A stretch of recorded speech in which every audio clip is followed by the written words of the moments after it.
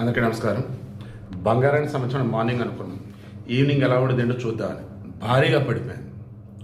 Morning మనం మాట్లాడుకున్నప్పుడు 1,12,000 చిల్లర ఎంతో ఉండే 22 క్యారెట్ గోల్డ్. ఇప్పుడు 1,10,750 రూపాయలు. నిన్నటికి ఈ రోజుకి 2,000 రూపాయలకు పైగా తగ్గింది. 24 క్యారెట్ గోల్డ్ 1,20,820 రూపాయలు ఉంది. అంటే ఇది కూడా 2,400 పైచులకు పడిపోయింది. వెండి మాత్రం 1,60,000 రూపాయలుగానే ఉంది, ఎందుకంటే ఆల్రెడీ మార్నింగే 5,000 పడిపోయింది కాబట్టి. So video main intention morning చెప్పింది ఇప్పుడు కూడా చెప్తున్నా, బంగారాన్ని మాత్రం ఎవరు అమ్ముకోవద్దు, రేట్లు పడుతున్నాయని చెప్పేసి ఉంచుకోండి, రేట్ ఖచ్చితంగా పెరిగింది. వెండి విషయంలో ఇది కూడా స్లోగా పెరుగుతుంది, బట్ ఇప్పుడైతే తగ్గటమో స్టేబుల్ ఉండటమో చేస్తుంది.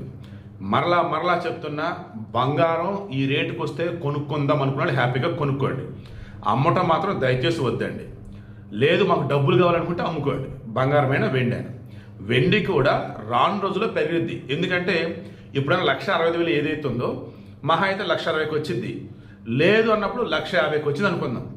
ఆతో కష్టం మళ్ళీ పెరగాల్సింది. అదేనా బంగారం విషయంలో కూడా ప్రజెంట్ వచ్చేసి అక్కడ 1,20,000 రూపాయల దగ్గర ఉంది 24 క్యారెట్ కూడా 10 గ్రాములు.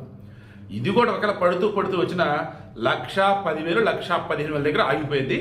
మళ్ళీ అప్పటి నుంచి మరలా స్టార్ట్ అయింది పెరగటం. కాబట్టి డబ్బు బాగానే ఉంది మీ దగ్గర, కొనటం మాత్రం చేయండి, అమ్మటం మాత్రం చేయకండి.